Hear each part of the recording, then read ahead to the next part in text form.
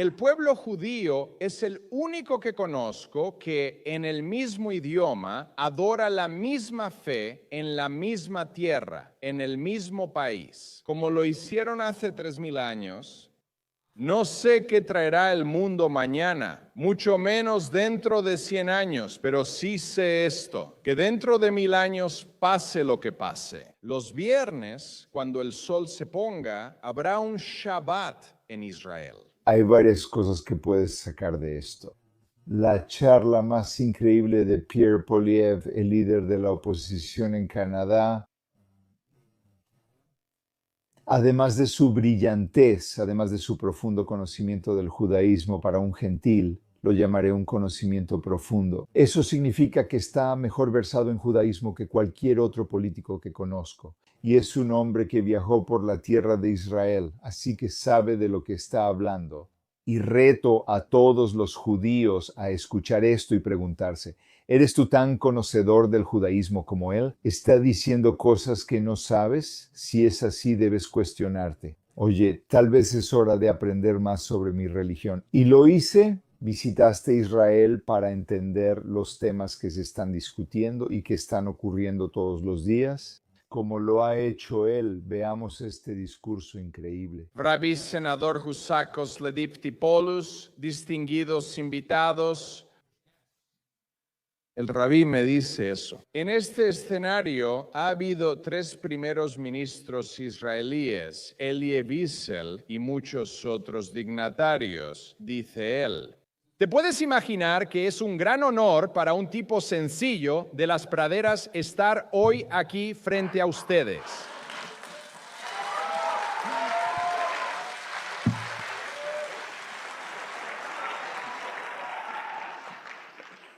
Y sabes, eso es lo grandioso de Canadá. Puedes venir de cualquier lugar y hacer cualquier cosa. Por eso, ya sabes, yo nací de una madre irlandesa de 16 años. Ella tuvo que darme en adopción a 2 maestros. Pero ellos me criaron para creer eso en Canadá. No importaba de dónde vinieras, importaba a dónde ibas, no importaba a quién conocieras, importaba lo que pudieras hacer. Quizá por eso un gran ministro de inmigración, Clifford Sifton, que quería poblar las praderas de donde yo vengo, puso estos anuncios por toda Europa, diciendo que Canadá era una tierra de gran tesoro, en una tierra de gran tesoro, en una tierra de gran tesoro. Recuerden eso porque habrá una prueba más adelante. Eso es algo por lo que estar feliz, pero veo que hay, a pesar de estos tiempos terribles, algo de felicidad en el salón. Y tal vez eso sea solo por el resplandor posterior de la gran celebración judía de Purim. Estaba hablando con el rabino al entrar y él sabía de mis raíces irlandesas, así que me explicó que Purim era como la versión judía del día de San Patricio. Y por supuesto, eso tiene sentido, rabino, porque los irlandeses son la 13ª tribu perdida de Israel. Pero es una historia increíble, Purim, ¿no es así? Eso llevó a estos famosos. Aprendemos la historia de Purim en el rollo de Esther. Y por supuesto, todos saben que Esther es de Montreal. Ella era una joven brillante que dijo, estoy perdiendo a mi gente aquí. Debo haber dicho algo fuera de lugar. Ahí hay una pequeña brisa que entró. Entiendo, sin embargo, que Esther era una joven judía inteligente que estudió en McGill. Por eso su rollo se llama la Megilá. Esa es mi comprensión de los orígenes, pero en verdad es una historia que es apropiada para nuestros tiempos, ¿no es así? Vimos a un monstruo terrible llamado Hamán, que quería destruir y exterminar al pueblo judío desde dentro del imperio persa. Y él planeó esta destrucción tratando de poner al rey en contra de los judíos. Y en contra de Mardoqueo, otro Mardoqueo Richler de Montreal, otro montrealés, pero por supuesto, ¿por qué estaba enojado con Mardoqueo? Porque Mardoqueo se negó a inclinar la cabeza. Recuerda que los antisemitas de entonces que querían destruir al pueblo judío, le dieron al pueblo judío una salida fácil. Inclina la cabeza, renuncia a tu fe y te dejaremos en paz, dejaremos de perseguirte. Sería como una exterminación voluntaria, puedes exterminar tu propia historia y tu pasado. Eso habría sido lo más fácil de hacer, pero Mordejai y Esther y todo el gran pueblo hebreo rechazaron el camino fácil. Se mantuvieron firmes, conservaron sus tradiciones, y si puedo poner a prueba mi propio hebreo, lo hicieron. Y cito, Kimu bikiblu hayehudim, el pueblo judío aceptó y afirmó, aceptó y afirmó.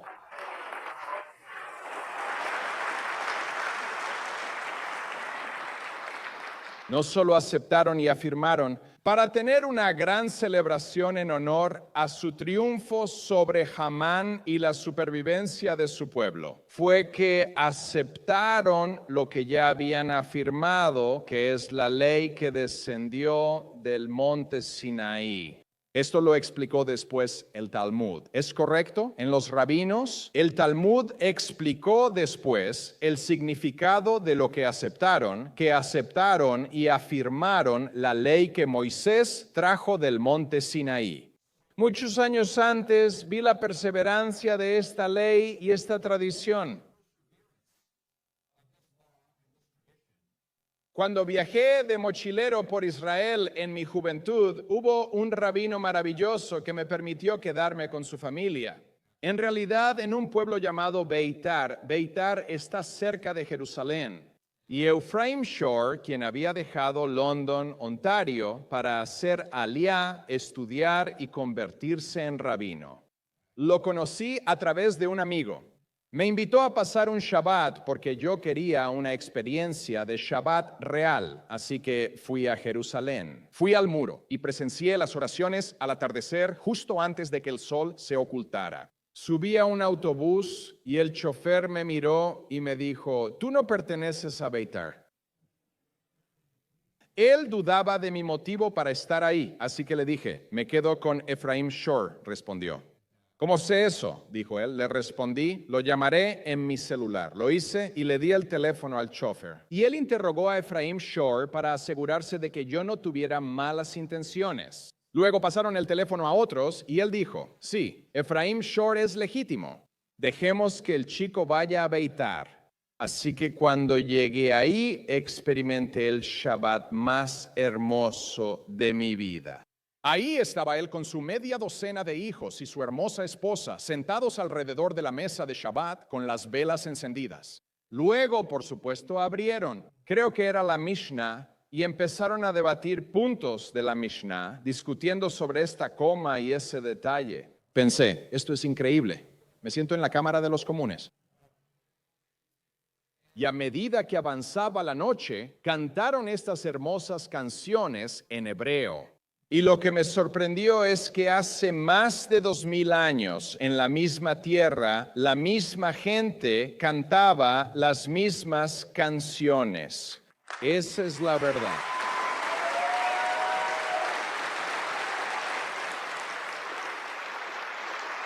El pueblo judío es el único que conozco que en el mismo idioma adora la misma fe en la misma tierra, en el mismo país, como lo hicieron hace 3000 años. Se es un verdadero pueblo indígena.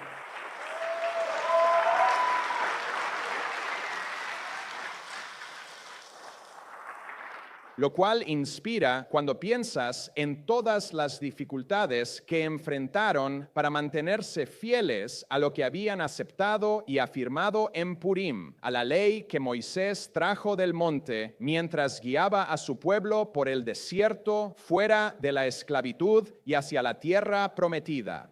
Una tierra a la que él mismo no llegaría, pero que legaría a generaciones de judíos que continuarían esa tradición ahora. Cometí el error al día siguiente de ir al parque local y escribir en mi libreta un diario de todo lo que había experimentado. No mientras yo llevaba una kipá y todos pensaban, seguro se perdió eso. La regla es que no debes levantar un lápiz en Shabbat. pero yo aprendía lento. Sin embargo, la gente fue muy amable conmigo. Mi viaje por Israel fue una hermosa aventura. El pueblo judío me recibió muy bien. En ese tiempo se hacía autostop. ¿Sabías que todavía lo hacen? No creo que lo hagan ahora, pero yo hacía autostop por la Tierra Santa y los jóvenes judíos me recogían en la carretera y me llevaban a mi siguiente destino. Y estuve en muchos lugares donde los goys nunca van. Estuve en Beersheba, estuve en Engedi, me quedé en un pequeño kibutz justo al lado del Mar Muerto. Fuimos a Metula, donde está la única pista de hockey, una pista de hockey patrocinada por canadienses. Increíble. Visitamos los Altos del Golán y estuvimos en la cima, donde hay bodegas de vino muy bonitas. Literalmente lo presenciamos con nuestros propios ojos. Hezbolá lanzando misiles al norte de Israel y las valientes fuerzas de las fuerzas de defensa de Israel regresando al sur del Líbano para tomar represalias por el ataque. Esto ocurrió ante nosotros y pensé que los periódicos lo cubrirían al día siguiente. Mi familia en casa va a estar aterrorizada al leer sobre todo esto. Por supuesto, nada de eso siquiera se reportó, simplemente sucedió. Y era algo tan común que ni siquiera se mencionó en las noticias. Un ataque con cohetes no provocado, otro más, en el territorio norte de un Israel soberano. Sin embargo, mientras viajábamos, me di cuenta de que este era el país más avanzado científica, democrática y políticamente del mundo. Del mundo. Increíble. Piensa en lo que construyeron. Hay más empresas israelíes en la bolsa de alta tecnología Nasdaq que empresas de todo el continente europeo, que literalmente es 100 veces más grande que Israel. Las tecnologías médicas, los softwares, la inteligencia artificial que los israelíes han inventado. Hay un poco más de inteligencia artificial en el gobierno canadiense, pero es de otro tipo.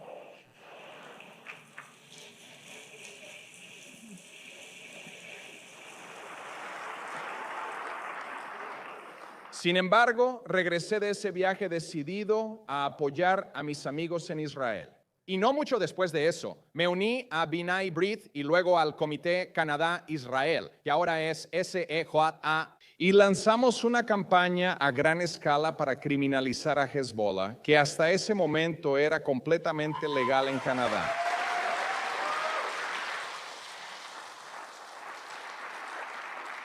Y el pueblo judío me ha apoyado en mi trayectoria política. Algunos de mis mejores amigos y asesores, incluida nuestra sublíder Melissa Lanseman, ahora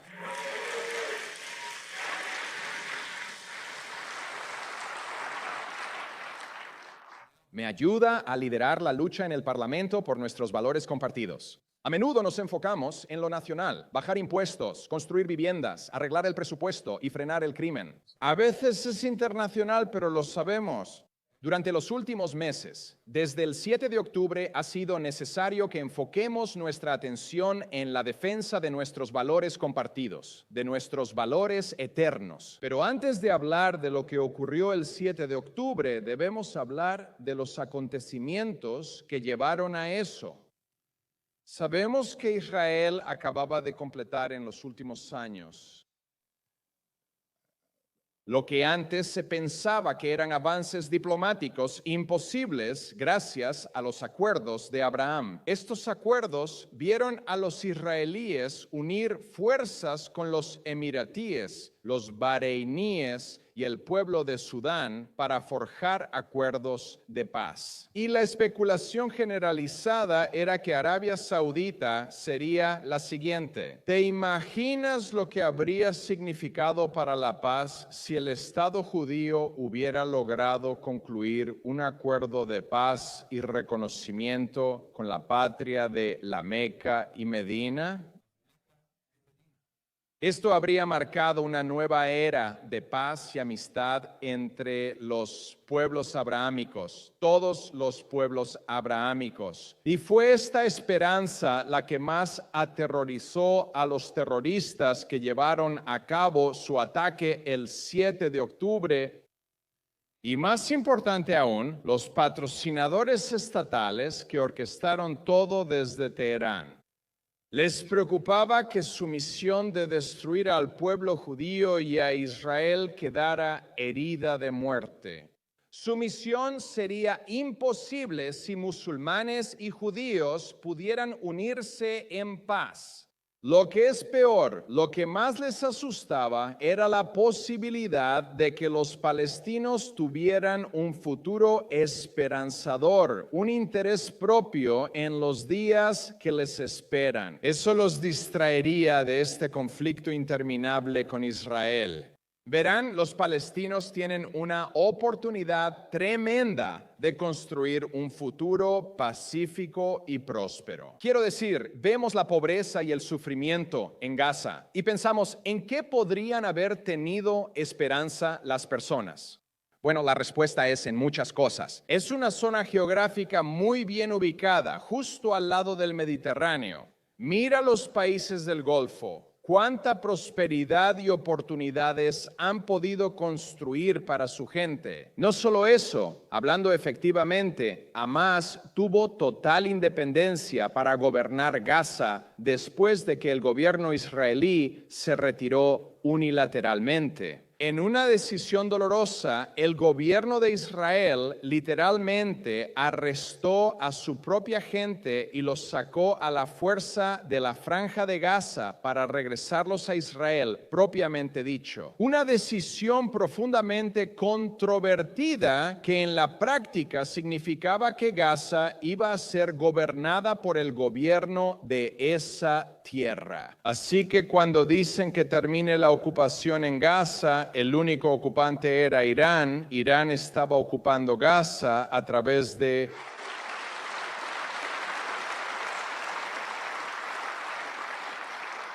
su intermediario Hamás. Irán controlaba a distancia a Hamás y se aseguraba de que el pueblo palestino no pudiera construir un futuro mejor mientras Israel estuviera al lado, viviendo en paz y armonía. Y era el miedo de que la discordia llegara a su fin y que la esperanza echara raíces. Eso era lo que más aterrorizaba al régimen en Irán y por eso orquestaron el ataque. Los líderes de Hamás viajaron a Teherán, obtuvieron financiamiento y armas de Teherán y, en última instancia, coordinación. Lo siento, pero me niego a creer que unos terroristas improvisados en Gaza hayan podido acumular todas esas armas y toda esa inteligencia y coordinación por sí solos. Esto fue obra de alguien externo. Ahora, ¿por qué es esto importante? Es importante porque forma nuestra política como país hacia Teherán y su brazo terrorista, el Cuerpo de la Guardia Revolucionaria Islámica. El Cuerpo de la Guardia Revolucionaria Islámica asesinó a 55 ciudadanos canadienses y 30 residentes permanentes al disparar un misil no provocado contra un avión comercial civil, el PS-752, hace más de 3 años. Dejemos esto claro. Este grupo opera legalmente en territorio canadiense. Puede reclutar, coordinar, movilizar y recaudar fondos legalmente en suelo canadiense. Más de 3 años después de que asesinaron a 55 de nuestros ciudadanos, ¿en qué está pensando nuestro primer ministro? ¿Es hora de prohibir a la IRGC?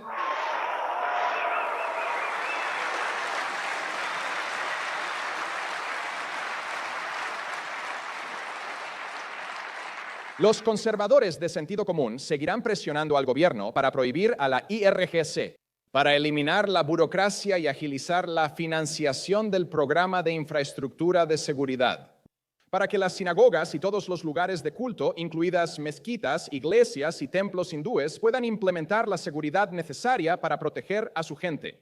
Esto no debería ser así. Creo que es indignante que una mezquita que fue atacada en un acto violento antimusulmán en Mississauga hace 2 años todavía no tenga fondos para protegerse contra futuros ataques. Creo que es indignante cuando escucho que las sinagogas y las iglesias están enterradas en papeleo, por lo que debería ser un programa de reembolso muy sencillo. Eso permitirá que todos nuestros lugares de culto se protejan con cámaras, personal y otros recursos necesarios para su seguridad en un mundo cada vez más peligroso.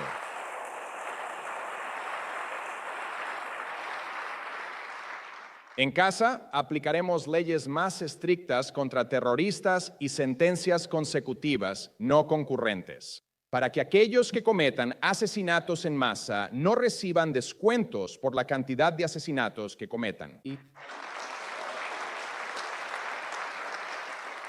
Mantendremos calles seguras con cárcel sin fianza para reincidentes violentos y protegeremos nuestras fronteras.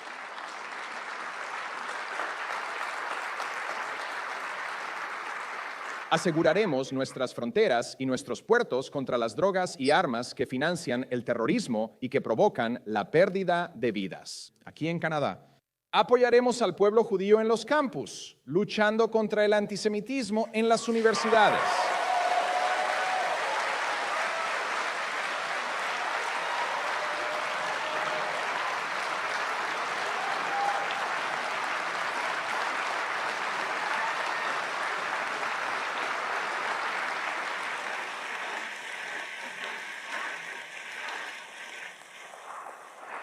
Los conservadores de sentido común también quitarán fondos al antisemitismo. Revisaremos uno por uno todos los grupos que reciben fondos del gobierno federal y retiraremos el financiamiento a cada uno de los que promuevan el antisemitismo en nuestro país.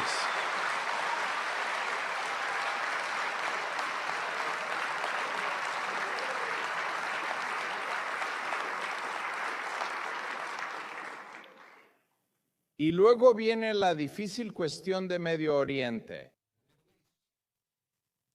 Ahora entiendo por qué las presiones políticas son tan altas y entiendo la razón. Nuestros amigos y vecinos musulmanes están sufriendo y legítimamente alzan la voz por el sufrimiento de sus seres queridos en Gaza y en Cisjordania. No hay duda de que el pueblo palestino ha sido manipulado por el régimen iraní y otros dictadores en la región, convertidos en una pieza de ajedrez en un juego de ajedrez malvado. Sabemos que hay familias palestinas desposeídas. Muchas de ellas tienen seres queridos aquí en Canadá. Mi corazón está con ellos. Creo que debemos asegurarnos de que la ayuda canadiense realmente llegue al pueblo palestino que está sufriendo y no a quienes promueven el terrorismo. En la UNRWA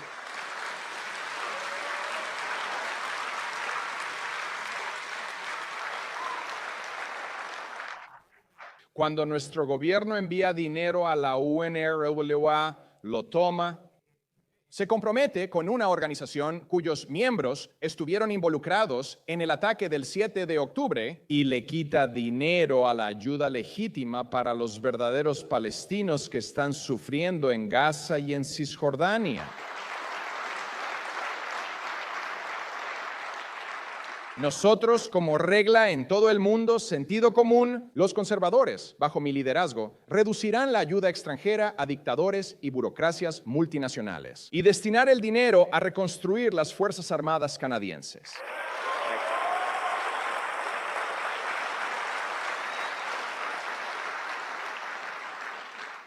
Seguiremos defendiendo el derecho de Israel a defenderse. Lo haremos.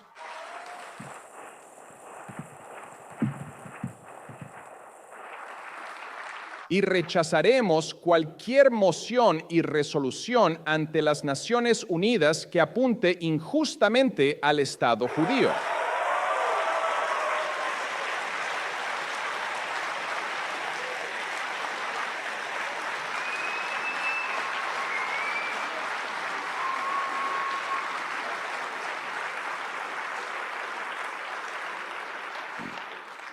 Creemos en una solución negociada de dos estados, con los palestinos viviendo en paz y armonía junto a un Estado judío, donde construyamos prosperidad, libertad y oportunidades para ambos pueblos. y donde todos los pueblos abrámicos tengan acceso sin restricciones a sus lugares de culto. Pero decimos, quiero que lo sepan, digo todas estas cosas en las mezquitas. Sí voy a las mezquitas, me encanta reunirme con la gente musulmana, son personas maravillosas. Y cuando surge el tema de Israel, digo, voy a ser honesto con ustedes. Soy amigo del Estado de Israel y seré amigo del Estado de Israel donde quiera que vaya. Ya no podemos tener a los dos. Porque ya no podemos seguir con esto de decirle una cosa a un grupo y algo completamente diferente a otro grupo. Eso es lo que tenemos. O sea, Justin Trudeau ideó esta fórmula política, ¿verdad? Él manda a un grupo a las sinagogas a decir una cosa y luego manda a otro grupo de diputados a las mezquitas a decir exactamente lo contrario. Pero aquí está el asunto. Los diputados individuales no tienen voto en la Organización de las Naciones Unidas. Los diputados individuales no toman decisiones sobre cómo se distribuye la ayuda extranjera. Los diputados individuales no tienen la capacidad de hablar en nombre de todo el gobierno canadiense en el escenario mundial, porque solo hay un Canadá. Así que esa fórmula, aunque pueda ser buena políticamente tener a un diputado individual que diga lo correcto para recuperar un escaño y mantener a Justin Trudeau en el poder, no resuelve el problema de que Canadá adopte la postura correcta y de principios una sola postura, una postura para todo Canadá, una postura en todo el mundo.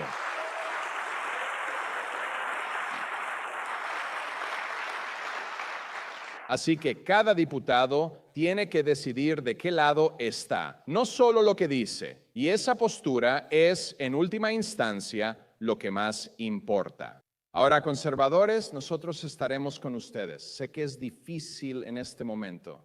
Muchos de ustedes se sienten solos, tienen miedo, se preguntan si deberían quitar su mezuzá de la puerta. La estrella de David de su pecho, la kipá de su cabeza.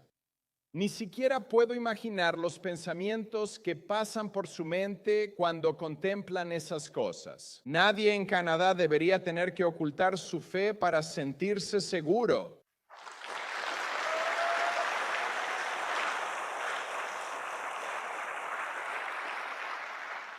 Quiero que sepas que no estás solo en estas luchas, que tienes amigos, Quiero que sepas que tienes amigos, no solo en el Partido Conservador, sino en todo Canadá. ¿Quién estará contigo, luchará por ti y trabajará para protegerte? Y quiero que sepas, quiero que veas el eco de la historia incomparable del eterno pueblo judío. Pude ser testigo de esa historia y de esa resiliencia cuando el entonces primer ministro Harper me asignó para representarlo en la Marcha de los Vivos.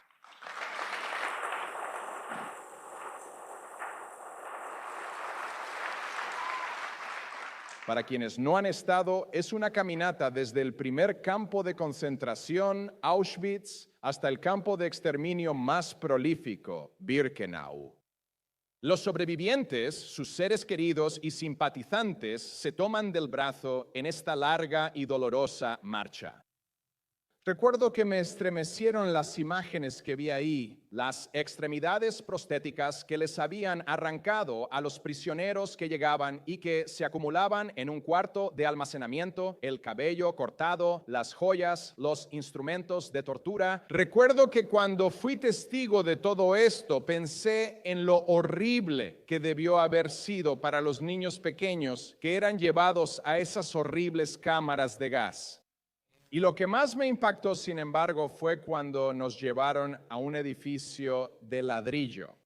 Y el guía nos dijo, este es el edificio donde guardaban todo el botín robado de los prisioneros que llegaban, las joyas, estaba ahí para albergar todo el tesoro. Así que lo nombraron como una tierra de gran tesoro.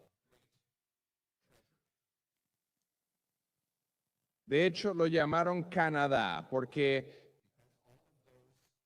Todos esos prisioneros y guardias habían visto esos anuncios del gobierno canadiense. Décadas antes de eso, existía una tierra de gran tesoro, así que nombraron el edificio por ese tesoro.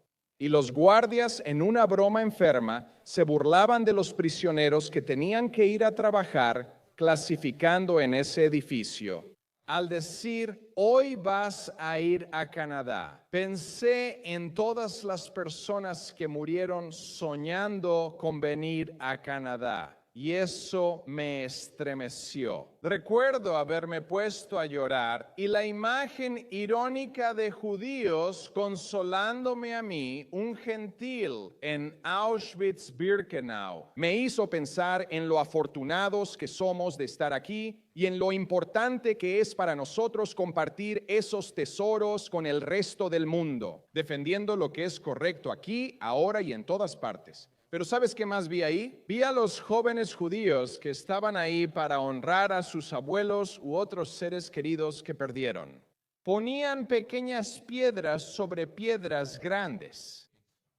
No había lápidas ni marcas de goma. Pero era su manera de decir, todavía estamos aquí, no te hemos olvidado, todavía te amamos. Y al frente, un cantor cantó un hermoso salmo, el Salmo 23 en hebreo. Aunque camine por el valle de la muerte, no temeré porque tú estás conmigo, Señor. Y eso les dio esperanza e inspiración a las personas que estaban ahí. Pero sobre todo vi banderas israelíes ondeando al viento.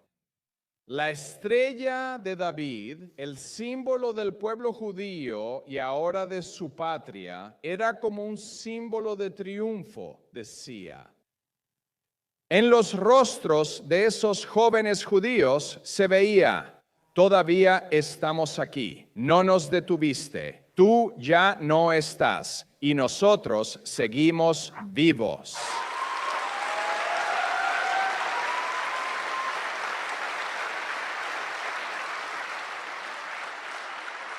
Piensa en el basurero de la historia. Está lleno de aquellos que han intentado y fracasado en destruir al pueblo judío, desde el faraón hasta Amán, pasando por los dictadores socialistas totalitarios como Hitler y Stalin. Todos ellos han sido derrotados y aún así el pueblo judío sigue adelante. No sé qué traerá el mundo mañana. No sé mucho menos lo que pasará dentro de 100 años, pero sí sé esto, que dentro de 1000 años pase lo que pase. Los viernes, cuando el sol se pone, habrá un Shabbat en Israel. Esas canciones todavía se cantarán. El pueblo judío seguirá adelante y todavía dirán, Am Israel, gracias. Ahora, él tiene un gran sentido del humor. Ha demostrado su conocimiento de los asuntos judíos, del judaísmo y de la tierra de Israel, y es bastante tranquilo respecto a su claridad sobre lo que está bien, lo que está mal, quién tiene la razón y quién no, y cuáles son los problemas que están ocurriendo en Israel. Él experimentó al pueblo israelí de primera mano, y sé que cualquiera que lo haga sabe que los israelíes, el pueblo judío, no son personas hostiles ni personas agresivas. Y es muy claro, si experimentas ambas culturas, verás por ti mismo de qué se trata cada cultura. Y esa es la razón por la que repetimos una y otra vez eso. Si los árabes dejaran las armas hoy, ¿qué habría en el Medio Oriente? Paz. Y si los israelíes dejaran las armas hoy, ¿qué habría en el Medio Oriente? Ni un solo judío. Esto es claro para quien haya experimentado las culturas de estos dos pueblos. Y si alguien quiere resolver los problemas, tiene que enfrentar los hechos. Estos son los hechos.